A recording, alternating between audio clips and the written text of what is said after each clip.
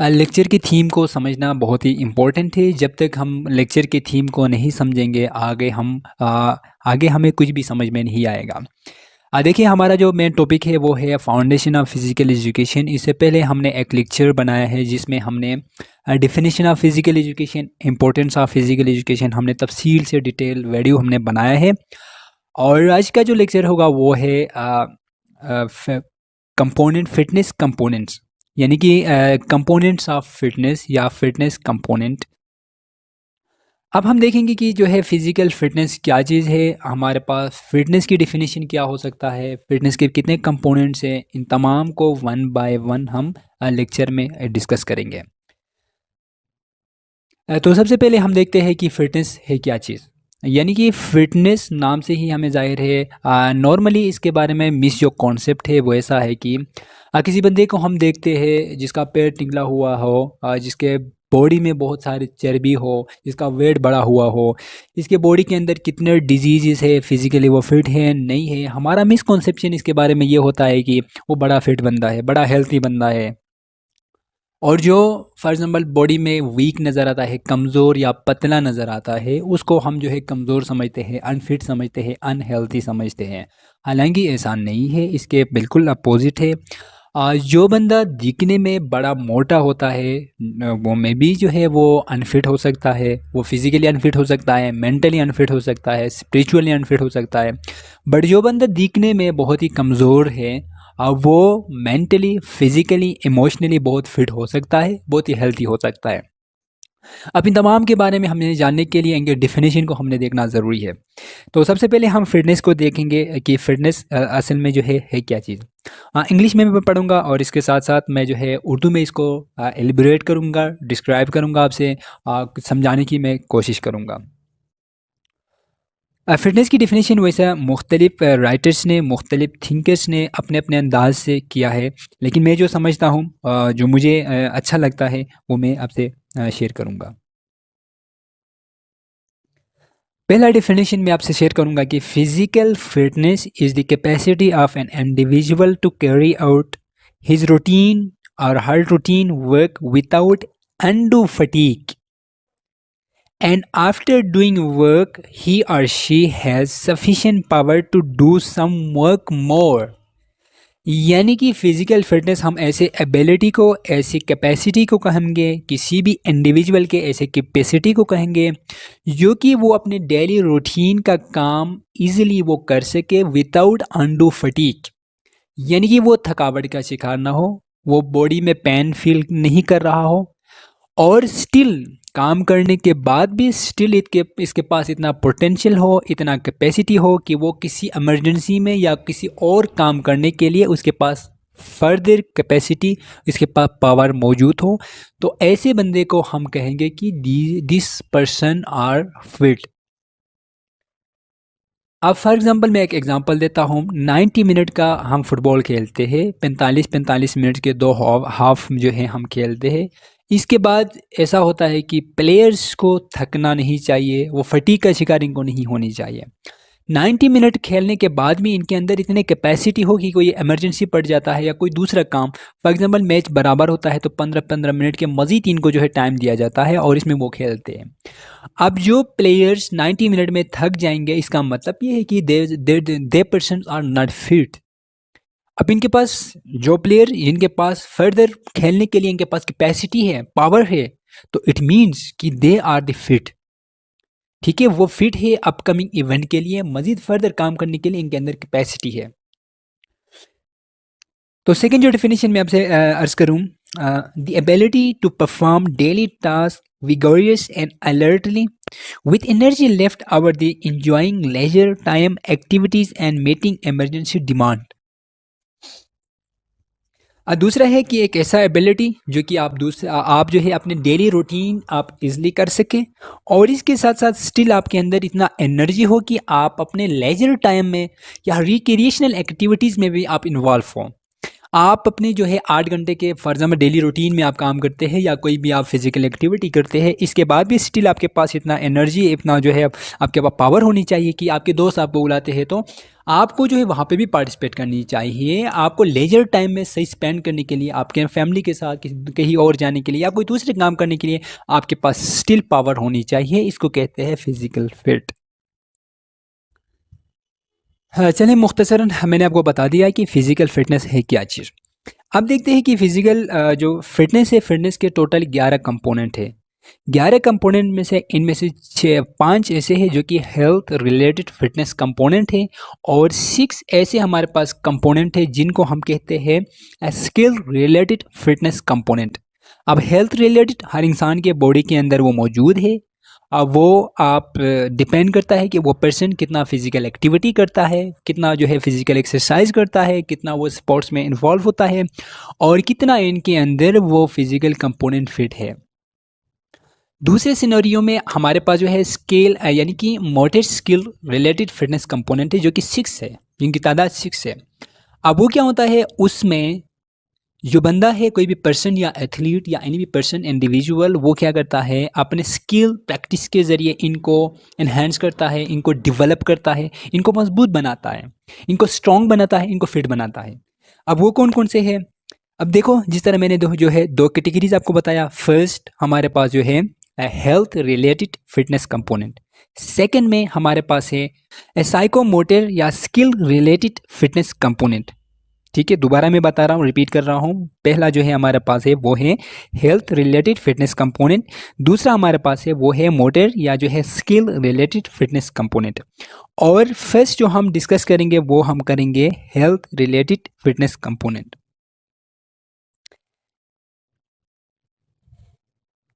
अब ये जो हेल्थ रिलेटेड फिटनेस जो कंपोनेंट है उसमें हम क्या करते हैं, ये ऐसे कंपोनेंट है जिसमें हम फोकस करते हैं कि ओवरऑल हेल्थ, हमारे इंसान के बॉडी के अंदर जो ओवरऑल हेल्थ है इनके ऊपर हम फोकस करते हैं।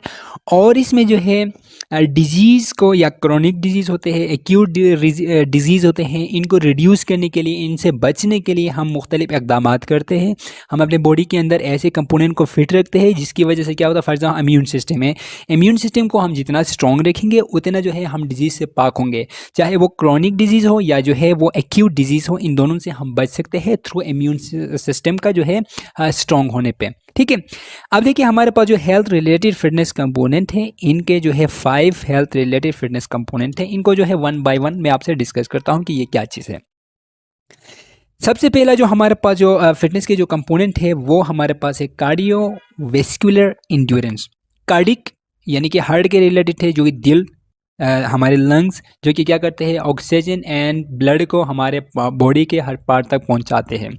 ब्लड का काम ये ऐसा है कि जब हमारा जो हमारा जो हार्ट है वो जब पंप करता है, यानी कि पंप करता है ब्लड को, तो ब्लड क्या करता है, ऑक्सीजन को अपने साथ कैरी करके हमारे बॉडी के हर पार्ट तक पहुंचाता है। अब ये कार्डियोवैस्कुलर एंड्योरेंस क्या है, ये जो है ability of the heart and lungs to supply oxygen during sustain physical activity. यानी कि ये हमारे हार्ट और लंग्स के एक ऐसी एबिलिटी को कहते हैं जिसमें हमारे हार्ट और लंग्स क्या करते हैं, ऑक्सीजन को एक्टिविटी के दौरान, फिजिकल एक्टिविटी के दौरान, जो कि बहुत ही लॉन्ग टर्म के लिए more than 5 minute, more than 20 minute हम कोई भी एक्टिविटीज़ करते हैं तो उस दौरान हमारे बॉडी के हर पार्ट तक हमारे ब्लड सप्लाई करता है हमारे हार्ट एंड लंग्स, उनका काम है। अगर वो सही तरीके से नहीं करेंगे, फॉर एग्जाम्पल हम कोई 2 मिनट वॉक करते हैं या रनिंग करते हैं तो इसके बाद हमारा सांस चढ़ता है, तो इसका मतलब ये है कि हमारा जो कार्डियोवैस्कुलर एंड्योरेंस है उसमें कमी है, इसको इम्प्रूव करने की ज़रूरत है। अब इसको इम्प्रूव करने के लिए हमारे पास बहुत सारी एक्टिविटीज़ है, फिजिकल एक्टिविटीज़ है, जिसके ज़रिए हम अपने कार्डियोवैस्कुलर इंड्योरेंस को जो है, इंड्योरेंस पहले हम इंड्योरेंस को, कार्डिक तो हम हमारा दिल और हमारा लंग्स इसके रिलेटेड है, वो सिंपल है। इंड्योरेंस एक ऐसी एबिलिटी को कहते हैं जो कि हम लॉन्ग टर्म के लिए एक्टिविटीज़ करेंगे लेकिन विदाउट एनी फटीक, हम फटीक का शिकार नहीं होंगे। हम लॉन्ग टर्म के लिए एक्टिविटीज़ करेंगे बट हम थकेंगे नहीं। ठीक है, ये कैसे एबिलिटी है? तो ये जो है पहला जो हमारा कंपोनेंट है वो है कार्डियोवैस्कुलर एंड्योरेंस। आप इसको इंप्रूव करने के लिए, फॉर एग्जांपल जो ऐसे बंदे हैं, आप में से बहुत सारे ऐसे होंगे जो कि 2 मिनट वॉक करने के बाद या रनिंग के बाद वो थक जाते हैं। अब जो थक जाते हैं इनको ट्रेन करने के लिए, इनके अंदर जो फिटनेस के जो कंपोनेंट है, फॉर एग्जाम्पल कार्डियोवैस्कुलर एंड्योरेंस, इनको इंप्रूव करने के लिए, इनको जो है डेवलप करने के लिए हम कौन कौन से ऐसे एक्सरसाइज कर सकते हैं? तो हमारे पास बहुत सारे एक्सरसाइज है, जैसे कि हम जो है रनिंग करेंगे डेली बेसिस पे 10 मिनट 20 मिनट आधे घंटा हम जो है रनिंग करेंगे सिंपल। इसमें कोई ऐसा इक्विपमेंट की नीड नहीं है, हम जस्ट रनिंग करेंगे अपने रूम में भी जो है, हम जो है स्टैंड रनिंग जिसको कहते हैं वो भी हम कर सकते हैं। ठीक है, यानी कि जिसमें हमारे हार्ट के ऊपर, हमारे लंग्स के ऊपर थोड़ा प्रेशर बिल्ड हो। ठीक है, और हमारा हार्ट इस ज़रिए से क्या होता है, वो आदी हो जाएगा, वो जो है स्ट्रांग हो जाएगा। दूसरा हमारे पास स्विमिंग है। अगर हमारे पास ऐसा कोई सिस्टम नहीं है, स्विमिंग पूल हमारे पास नहीं है, तो जो है हम रनिंग ही कर सकते हैं, अपने रूम में ही कर सकते हैं। साइकिलिंग हम कर सकते हैं, बहुत एक अच्छा एग्जांपल है। हम जितना साइकिलिंग करेंगे उसमें भी जो है क्या होता है, हमारे हार्ट के ऊपर यानी कि प्रेशर बिल्ड होता है और वो हमारा हार्ट स्ट्रांग होता है। ठीक है, तो ये 3 एक्सरसाइज मैंने आपको बता दिया कि सबसे पहले हम रनिंग करेंगे, स्विमिंग करेंगे, साइकिलिंग करेंगे। तो ये 3 मेजर है। जिनके पास इक्विपमेंट या कि ऐसा जो है स्पेस अवेलेबल नहीं है, तो हम जो है रनिंग से ही हम अपने जो है कार्डियोवैस्कुलर एंड्योरेंस को हम बिल्ड कर सकते हैं। सेकंड हमारे पास है वो है सेकंड नंबर पे मस्कुलर स्ट्रेंथ हमारे पास है, जो कि क्या है, मस्कुलर स्ट्रेंथ यानी कि ability of muscle to generate force. यानी मस्कुलर इंड्योरेंस एक ऐसी सलाहियत है हमारे बॉडी के अंदर, जो कि हमारे मसल के अंदर एक ऐसी एबिलिटी है जो कि हमारे मसल क्या करते हैं, ज़्यादा से ज़्यादा फोर्स को जनरेट करते हैं। हम फॉर एग्जांपल जो है मस्कुलर उसमें जो है हम कोई वेट उठाते हैं। फॉर एग्जांपल एक ही टाइम में हम बहुत ज़्यादा वेट उठाएंगे, जितना वेट हम उठा सकते हैं उतना ही हमारा क्या होगा, मस्कुलर की मतलब स्ट्रेंथ होगा। यानी कि जितना वेट हम एक ही टाइम पे उठाएंगे वो हमारे मसल्स के क्या है, स्ट्रेंथ शो करेगा। आप इसको जो है हमारे मसल को बिल्ड करने के लिए बहुत सारे एक्सरसाइज हमारे पास मौजूद हैं, हम कर सकते हैं। जैसा कि वेट लिफ्टिंग, हम कोई भी वेट लिफ्टिंग करेंगे, पुशअप्स करेंगे, स्क्वाट्स हम निकालेंगे। ठीक है, अब ये भी जो है दोबारा मैंने 3 आपको एग्जांपल दिया कि इनके ज़रिए हम अपने मस्कुलर एंड्योरेंस को या मस्कुलर स्ट्रेंथ को हम बिल्ड कर सकते हैं, अपने मसल को मजबूत कर सकते हैं। अब देखिए एक्सरसाइज करने की भी मुख्तलिफ तरीके हैं, मुख्तलिफ स्टाइल है, हम उसके ज़रिए हम कर सकते हैं। अब क्या करेंगे, हमारे पास कोई इक्विपमेंट नहीं है तो हम अपने रूम में बैठ के अपने मसल को बिल्ड करने के बहुत सारे तरीके हैं हमारे बॉडी में। फॉर एग्जांपल 640 से लेकर 60 तक हमारे मसल्स हैं। अब इनको बिल्ड करने के लिए मुख्तलिफ तरीके हैं। अब फॉर एग्जाम्पल हम बाइसेप ट्राइसेप के लिए को बिल्ड करना है तो इसके लिए हम पुशअप कर सकते हैं। ठीक है, मुख्तलिफ तरीके से पुशअप हम करेंगे। अब फॉर एग्जाम्पल जो है पेक्टोरलिस मेजर एंड माइनर को बिल्ड करना है तो इसके लिए अलग एक्सरसाइज है। एब्डोमिनल के लिए अलग है, जो है फिर क्वाड्रिसेप के लिए हम अलग एक्सरसाइज करेंगे। तो हमारे बॉडी में जितनी भी मसल्स है इनको बिल्ड करने के लिए, हर मसल को बिल्ड करने के लिए अलग अलग एक्सरसाइज डिज़ाइन की गई है। उनके मुताबिक हम क्या करेंगे, अपने मसल को मजबूत करेंगे।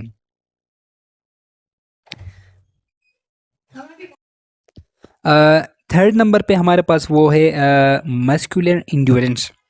अब ये पहले मैंने आपको बता दिया कि ये एंड्योरेंस एक ऐसा सलाहियत है, कैसे एबिलिटी है जो कि लॉन्ग टर्म एक्टिविटीज़ हम करते हैं विदाउट अंडू फटीक।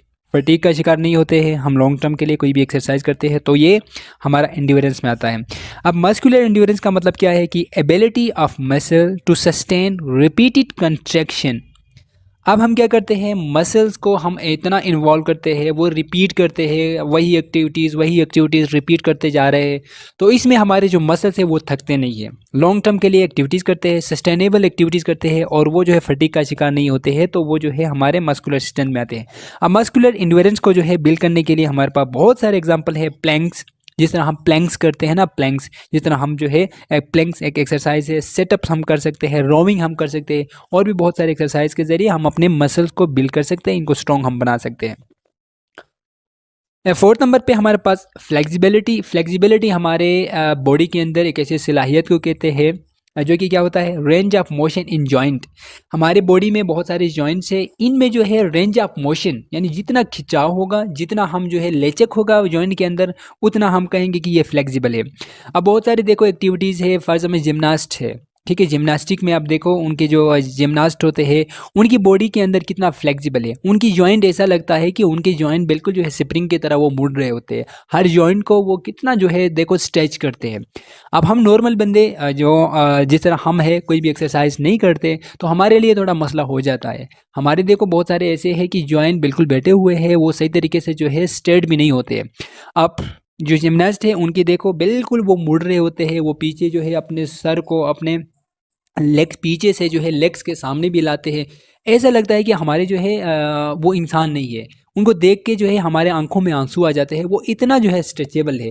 यानी कि इनके जो जॉइंट है उनके अंदर बहुत ज़्यादा फ्लेक्सिबिलिटी है, बहुत ज़्यादा रेंज ऑफ मोशन उनके अंदर बहुत ज़्यादा है। तो इसी तरह हमारे हमारे भी इस तरह जब हम प्रैक्टिस करेंगे तो होगा। तो इसके लिए क्या कर सकते हैं, हम योगा कर सकते हैं, मुख्तलिफ स्ट्रेचिंग, बहुत सारे स्ट्रेचिंग है। अब उन स्ट्रेचिंग के ज़रिए हम क्या कर सकते हैं, अपने बॉडी के अंदर अपने मोशन को, अपने जॉइंट को क्या करते हैं, वहाँ पे हम इसको लचक में ला सकते हैं, इनको इम्प्रूव हम कर सकते हैं। स्ट्रेचिंग एक्सरसाइज है, बेस्ट एक्सरसाइज जो है वो स्ट्रेचिंग है, हम स्ट्रेचिंग के ज़रिए ये चीज़ कर सकते हैं। अब 5th नंबर पे हमारे पास बॉडी कंपोजिशन, नाम से ही जाहिर है बॉडी कंपोजिशन यानी कि जो है percentage of body fat, bones and muscles. यानी कि ये एक ऐसा कंपोनेंट है जिसमें बोन्स, फैट और मसल्स, यानी कि इसमें एक बंदा है जिसका एज, इसके हाइट के हिसाब से, इनके बोन्स तो आपको पता है ना हर बंदे के अंदर 206 बोन्स ही होते हैं।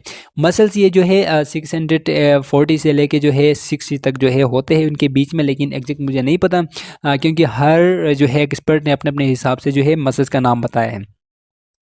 तो इसमें जो है क्या होता है, आप एक बंदा है, इसका एज, इसका जो है उसके हाइट के हिसाब से क्या होनी चाहिए, इसके मसल्स इतने बिल्ट होनी चाहिए, इसकी एक्टिविटीज़ के हिसाब से इस तरह बिल्ट होनी चाहिए। अगर वो ऐसा नहीं है, वो बेतरतीब है, फॉर एग्जांपल जो है एज में भी छोटा है, कद में भी छोटा है और इसका वेट बहुत ज़्यादा है, तो इसका मतलब ये है कि वो हेल्थी नहीं है, वो फिट नहीं है। तो इसको जो है मेंटेन रखने के लिए हमारे पास बहुत सारे BMI का फार्मूला है, इसके तहत हम अपने बॉडी के ऊपर काम कर सकते हैं। ठीक है, अब बॉडी को कंपोजिशन को जो है हेल्थी बनाने के लिए हम क्या करेंगे, maintaining a healthy wait through diet and exercise. आप क्या करेंगे, हम जो है ख़ुद को एक्टिव रखने के लिए, ख़ुद को जो है मेंटेन रखने के लिए, ख़ुद को हमारे बॉडी कंपोजिशन को बैलेंस रखने के लिए हम क्या करेंगे, मुख्तलिफ एक्सरसाइज करेंगे, वेट के जो है एक्सरसाइज करेंगे, डाइट के ऊपर काम करेंगे। अब फॉर एग्जांपल जो है BMI है, ठीक है, बॉडी मास इंडेक्स, जिसके ज़रिए एक फार्मूला के तहत हम क्या करते हैं, अपने हम हमारी जो बॉडी का पहले हम मेजर करेंगे कि हमारी बॉडी के अंदर जो है परसेंटेज, फैट की परसेंटेज कितनी है, मसल्स की कितनी है, वो तमाम चीज़ें निकालने के बाद हमें अंदाज़ा होगा कि हम ओवरवेट है, अंडरवेट है, हमारा नॉर्मल है या एब्यूज़ में आते हैं, ओबेसिटी में आते हैं, सॉरी। तो ये तमाम चीज़ें हमें अंदाज़ा हो जाता है और इसके बाद हम डिसाइड करते हैं, अपने लिए एक्सरसाइज डिज़ाइन करते हैं कि हमने जो है अपने बॉडी को कितना और बनाना है, कितना जो है हमने खुद को जो है डाइट पे ऊपर कंट्रोल करना है। ये तमाम चीज़ें हम आसानी से हम कर सकते हैं। दूसरे नंबर पे हमारे पास है, पहले भी मैंने आपको बताया था कि स्किल रिलेटेड फिटनेस कंपोनेंट है, जो कि जिनकी तादाद 6 है। अब इनको जो है वन बाय वन हम देखेंगे कि स्किल रिलेटेड मैंने आपको पहले ही बताया कि these component focus on improving physical ability necessary for sports and daily activities. Daily activities के लिए एंड स्पोर्ट्स के लिए, स्पोर्ट्स में भी particular exercise, particular activities. For example keeper है तो इसके लिए अलग, इसके लिए स्किल सीखना होता है। बॉलर है तो इसके लिए अलग, यानी कि स्विंग इन और आउट कैसे करते हैं वो एक न्यू स्किल है। वो सीखने के लिए उसको जो है ट्रेन किया जाता है, उसके अंदर एक ऐसी एबिलिटी को बिल्ड करते हैं जिसके ज़रिए क्या करता है, वो सही तरीके से स्विंग कर पाता है। फिर दूसरा फॉर एग्जांपल जो है एक जिम्नास्ट है तो उसके अंदर कुछ और ऐसे जो है स्किल डेवलप कर रहे होते हैं, मोटर स्किल डेवलप कर रहे होते हैं जो कि उसको चाहिए। अब एक है वेट लिफ्टर। अब वेट लिफ्टर है तो इसको जो है इंड्योरेंस की नीड नहीं है, तो इसको हम किसी और कंपोनेंट के ऊपर काम करेंगे। अब फुटबॉलर है तो उसके अंदर स्ट्रेंथ का जो एक कंपोनेंट है इसको हम बिल्ड नहीं करेंगे, क्योंकि एक फुटबॉलर है तो इसके अंदर जो है सबसे ज़्यादा जो स्ट्रॉन्ग होनी चाहिए वो इंड्योरेंस होनी चाहिए, यानी कि इसके ऊपर इंड्योरेंस के ऊपर हम काम करेंगे। तो हेल्थ रिलेटेड जो है कंपोनेंट में पहले नंबर पे हमारे पास आता है एजिलिटी। एजिलिटी क्या है? Agility ability to quick change direction. Agility एक ऐसी सलाहियत को कहते हैं, कैसी एबिलिटी को कहते हैं जो कि एक एथलीट या पर्सन क्या करता है, अपने डायरेक्शन को बहुत ही क्विकली एंड करेक्टली इसको चेंज करने की सलाहियत को जो है हम एजिलिटी कहते हैं। फुटबॉलर है, हॉकी का प्लेयर है, तो वो क्या करता है, जिग जैग रनिंग करता है, क्योंकि जिग जैग में क्या करता है, बॉल को लेके आगे अपोनेंट सामने होते हैं तो इनसे बचा के बॉल को लेके जाना होता है। तो ऐसे में एजिलिटी का जो कंपोनेंट है वो स्ट्रॉन्ग होना बहुत ही लाजमी है। अब इसको जो है इसके एग्जांपल जो है आप फुटबॉल में भी देख सकते हैं, बास्केटबॉल में देख सकते हैं, आप हॉकी में, और भी बहुत सारे ऐसे गेम्स हैं जिसमें जो है इनकी हमें वो नज़र आता है। सेकेंड नंबर पे हमारे पास है बैलेंस। बैलेंस भी जो है बॉडी के अंदर एक ऐसी एबिलिटी है जो कि स्किल रिलेटेड फिटनेस कंपोनेंट्स में आते हैं, यानी कि ये एक ऐसे एबिलिटी है, एबिलिटी टू मेंटेन इक्विलिब्रियम, यानी कि ये क्या करता है, हमारे बॉडी में जो है हम बैलेंस कैसे रखेंगे, हमारे बॉडी के हर पार्ट जो हमारे जहन में है, और जहन हमारे बॉडी के हर पार्ट को जो है मतलब ऑर्डर करेगा, हमारे बॉडी में जो है इतनी ही बैलेंस होनी चाहिए। अब फर्ज हम अपने एक लेग पे जो है, वन लेग पे जो है हम खड़े होते हैं, तो इसमें जो है थोड़ी देर के बाद जो है हम हिल जाते हैं, इधर उधर जाते हैं, तो इसका मतलब ये कि हमारे बॉडी के अंदर बैलेंस नहीं है। ठीक है, हम अपने बॉडी को हमने बैलेंस नहीं रखा है। ठीक है, इसी तरह मैंने पहले आपको एग्जांपल दिया, बीएमआई के जरिए हमें पता चलता है कि हमारे बॉडी के अंदर वेट कितना होनी चाहिए, एज और हाइट के हिसाब से हमारी वेट कितनी होनी चाहिए। अगर वो ऊपर नीचे है तो वो बैलेंस नहीं है। हम डाइट लेते हैं, डाइट में जो है अगर हम डेली रूटीन में हमारे डाइट में कार्बोहाइड्रेट, प्रोटीन, विटामिन, फैट, इनका जो प्रोपोर्शन है वो एक ख़ास प्रोपोर्शन में अगर नहीं लेते हैं, हम सिर्फ जो है फैट लेंगे, तो क्या होगा, वो बैलेंस नहीं है। तो बैलेंस बनाने के लिए क्या करते हैं, हम एक ऐसा स्ट्रेटजी बनाते हैं जिससे क्या होता है, हमारे बॉडी के हर पार्ट बैलेंस रहते हैं। अब देखो जिम्नास्टिक में जो है बैलेंस, अब बीम पे जाते हैं, जो लोग बीम पे जाते हैं तो वो चल के जाते हैं, बहुत ही जो है पतला बीम होता है, इसके ऊपर जा रहे होते हैं, तो बैलेंस वहाँ पे काम आता है इनके लिए। थर्ड नंबर पे हमारे पास है कोऑर्डिनेशन। कोऑर्डिनेशन यानी कि ability to integrate multiple moment. Coordination हमारे बॉडी के मुख्तलिफ पार्ट्स का एक दूसरे के साथ कोऑर्डिनेट होना। अब जो है डांस कोई कर रहा है तो इनके लेग्स और इनके जो है आर्म्स का यानी कोऑर्डिनेशन होना लाजमी है। उसके माइंड में जो कुछ है वो उसके जो है बॉडी के ऊपर इम्प्लीमेंट होना।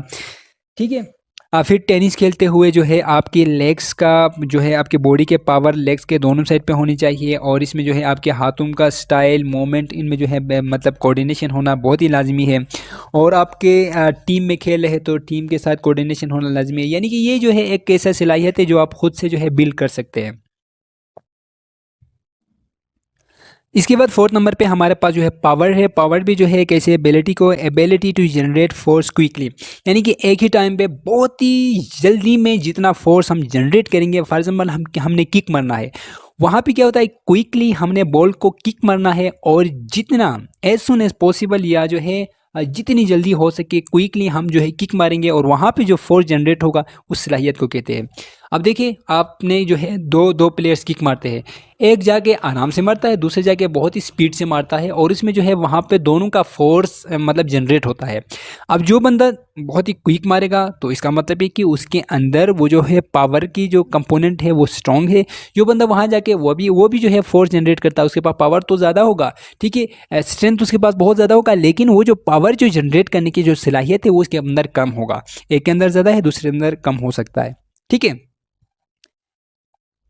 हाँ, उसमें जो है इसके एग्जांपल जो है स्प्रिंट रन रेस, जिसमें जो है 100 मीटर या 200 मीटर या 400 मीटर के जो स्प्रिंट रेस है उसमें हमें पता चलता है। अब उसमें देखो 100 मीटर में जो है एक सेकंड का फ़र्क होता है जो है, या माइनर सेकंड में जो है एक आगे जा रहा होता है, एक जो है थोड़ा पीछे रह जाता है। या जंपिंग के बहुत सारे देखो आपका है जो है लॉन्ग जंप या ब्रॉड जंप है, हाई जंप है, ट्रिपल जंप है, उसमें जो है हमें वो चीज़ वाजे हो जाता है। फिर बॉक्सिंग है, बॉक्सिंग में भी देखो फोर्स जो पावर है, स्ट्रेंथ तो आपके हर एक के पास होता है कि स्ट्रेंथ हर एक के पास है, लेकिन वहाँ पे क्विकली जो बंदा रिस्पॉन्स करता है, क्विकली जो बंदा वहाँ पे एक्शन दिखाता है, वो उसके अंदर, इसका मतलब ये है कि उसके अंदर पावर ज़्यादा है। फिफ्थ नंबर पे हमारे पास है speed, ability to move quickly. यानी एक जगह से दूसरी जगह जल्दी से भागने की सलाहियत को हम स्पीड कहते हैं। अब बहुत सारे ऐसे प्लेयर्स हैं जो कि स्पीड भागते हैं, कुछ आहिस्ता भागते हैं। अब वो प्रैक्टिस के ज़रिए थ्रू मुख्तलिफ फिजिकल एक्टिविटीज़ रनिंग के ज़रिए जो है हम अपने क्या करते हैं, अपने आप को तेज़, हम अपने आप को जो है स्पीड, हम अपनी स्पीड को बढ़ा सकते हैं। इसमें जो है ट्रैक एंड फील्ड, साइकिलिंग और जो है स्प्रिंटिंग में जो है ये ज़्यादातर नीड होता है। यानी कि कम टाइम पे जो है क्या होता है, अपने स्पीड को इंक्रीज़ करना होता है और कम टाइम एक्टिविटीज़ में आपका परफॉर्मेंस वहाँ पे वाज़ेह होता है। फिटनेस जो है स्किल रिलेटेड जो कंपोनेंट है, इसमें से जो लास्ट हमारा कंपोनेंट है वो है रिएक्शन टाइम। रिएक्शन टाइम यानी कि कोई भी एक्शन होता है, इसका रिएक्शन आपका कैसा होनी चाहिए और कैसे इसको बिल्ड करेंगे। Ability to response quickly to stimuli, यानी कि जो भी वहाँ पे एक्शन होता है, इसका रिएक्शन, आपका रिएक्शन कितना फास्ट है, कितना क्विक है। अब फॉर एग्जांपल एक कीपर है जो कि स्टंप करने के लिए उसके पीछे जो है, स्टंप के पीछे ही खड़ा होता है, ठीक है, वहाँ पे बॉल को कैच करने के बॉलर के बॉल करता है, ठीक है, बॉल आती है विकेट कीपर से पहले, बैट्समैन क्या करता है, बैट्समैन या तो इसको कट करता है या उससे मिस होता है। अब उसमें क्या होता है, जिसके अंदर रिएक्शन टाइम का जो है वो एबिलिटी होगा, वो क्या करेगा, कैच करेगा या इसको पकड़ेगा या इसको किसी भी तरीके से रोकेगा। अब जिसके अंदर रिएक्शन टाइम की जो सलाहियत है वो कम होगा, वो क्या करेगा, इसको ड्रॉप करेगा या इसको जो है मिस करेगा, सिंपल, ठीक है। तो ये रिएक्शन टाइम भी इस तरह है कि जो भी एक्शन होता है, एक्शन का आप रिएक्शन कैसे करेंगे, रिएक्शन कितना फास्ट करेंगे, कितना क्विक करेंगे, तो ये एक सलाहियत है जिसके ज़रिए पता चलता है कि आपके अंदर क्या है। तो आज हमने डिस्कस किया कि फिटनेस के कंपोनेंट को हमने डिस्कस किया, टोटल 11 कंपोनेंट को हमने डिस्कस किया। फिर इसको हमने दो हिस्सों में डिवाइड किया, स्किल रिलेटेड फिटनेस कंपोनेंट और दूसरा जो है हेल्थ रिलेटेड के फिटनेस कंपोनेंट। हेल्थ रिलेटेड में जो है 5 कंपोनेंट हमारे पास है और स्किल रिलेटेड में हमारे पास 6 कंपोनेंट को हमने तफसील से हमने डिस्कस किया। इससे आगे इंशाल्लाह नेक्स्ट वीडियो में डिस्कस करेंगे। अल्लाह हाफिज़।